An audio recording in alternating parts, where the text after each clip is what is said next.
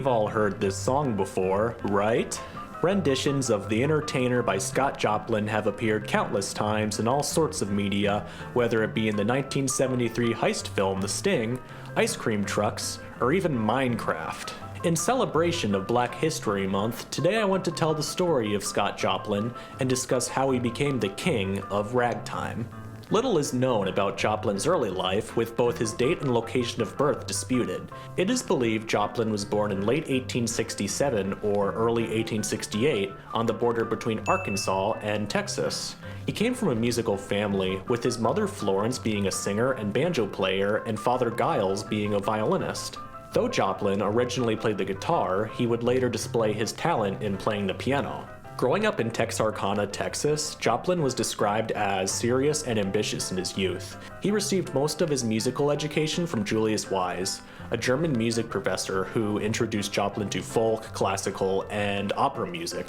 Joplin eventually left Texarkana in the 1880s to become a traveling musician. Performing in settings such as bars and dance halls, Joplin was exposed to new forms of music that featured syncopated rhythms. This music was likely a precursor to the ragtime music that Joplin would later develop. He fronted a band in Chicago at the 1893 World Fair, where he played the cornet and also arranged music. The World Fair was restrictive with its involvement of African American performers, so this was a significant opportunity for Joplin to expose his music to millions of visitors. His music was well received, and it is believed that Joplin's presence at the fair largely contributed to the popularization of ragtime music across the country. He relocated to Sedalia, Missouri the following year and studied at the historically black George R. Smith College. It was there where he would have two of his pieces published in 1895, a couple of waltzes entitled Please Say You Will and A Picture of Her Face.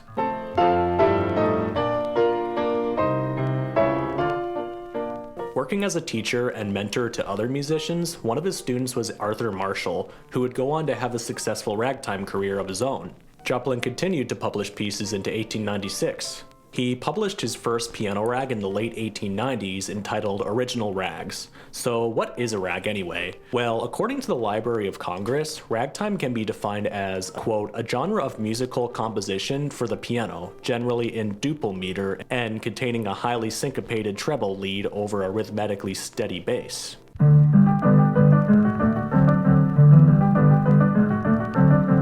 Sometime in the late 1890s, Joplin had composed Maple Leaf Rag, a rag that could have possibly been named after the Maple Leaf Club, a gentleman's club in Sedalia that had been popular at the time. However, this hasn't been confirmed. Looking to get his work published, Maple Leaf Rag was turned down by numerous publishers until Joplin eventually signed a contract with John Stillwell Stark on August 10, 1899. Stark would become an important publisher throughout Joplin's career, but the contract stated that Joplin would receive only 1% of royalties from his rag sales. And here I thought Spotify was bad. Due to its age, it's impossible to know how many sheet music copies of Maple Leaf Rag sold across America, but some estimates claim that Joplin was the first musician to sell 1 million copies.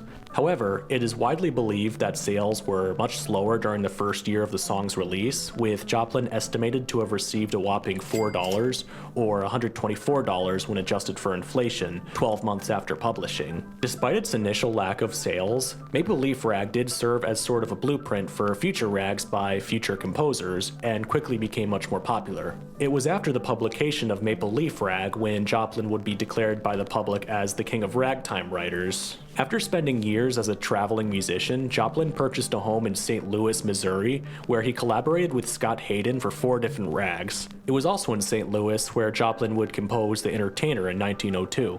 Unfortunately, the next few years were a bit rough for Joplin. He didn't have the best of luck with women.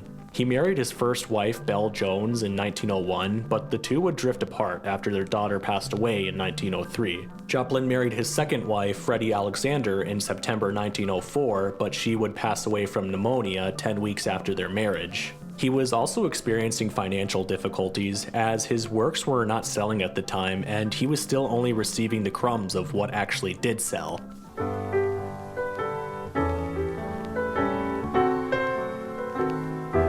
Joplin released the ragtime waltz Bethena in 1905, which seemed to reflect the difficult emotions he was going through at the time. It was praised as a masterpiece and one of his finest works. He began to display an interest in composing opera music during the second half of the 1900s.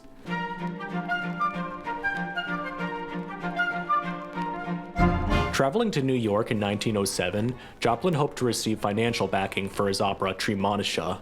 It encompassed a wide variety of music styles, including a ballet, ensemble pieces, and some arias. By 1911, he was unable to find a publisher for the opera, so Joplin undertook the financial burden of publishing it himself in a piano vocal format. He attempted to perform it in 1915, but the audience soon walked out. Sadly, the performance was so disastrous that Joplin experienced a breakdown. By 1916, he had been suffering from syphilis and was admitted to a mental institution the following year. He passed away on April 1st, 1917 from syphilitic dementia. Decades would pass before Joplin's legacy would be revisited. Some music scholars began to display an interest in ragtime music in the 1960s, and jazz musician Naki Parker would release the complete piano works of Scott Joplin, the greatest of ragtime composers, in 1970. Musicologist and conductor Joshua Rifkin would also release an album of Joplin's music that year, entitled Scott Joplin Piano Rags. This record was significant as it reintroduced Joplin to a new generation of music listeners in the 1970s, selling more than 1 million copies. The aforementioned 1973 film The Sting featured Joplin's music lightly adapted as the score of the film. An adaptation by Marvin Hamlisch, the score would eventually win an Academy Award for Best Original Song Score and Adaptation on April 2, 1974. Perhaps what Joplin would have found most fulfilling occurred on January 28, 1972, when Treemonisha was staged for 2 nights at the Morehouse College in Atlanta, 57 years after Joplin's failed performance. Treemonisha would go on to become a full opera production and even had an 8-week run on Broadway in 1975. I wish Joplin could have been alive to have seen this happen. His unmarked grave was finally given a marker in 1974, and he would posthumously receive the Pulitzer Prize in 1976. That same year, his house in St. Louis became a National Historic Landmark. Though Joplin died unrecognized and in financial ruin, he has secured his legacy as one of the most influential composers of the 20th century. That's why we continue to celebrate him, more than a century after his death. Thank you everybody who watched the video. I quite enjoyed researching the life of Scott Joplin and getting to share his story with all of you. I would like to cover more artists from his era, so if you would like to see more content like this video, please be sure to like and subscribe. Keep on ragging.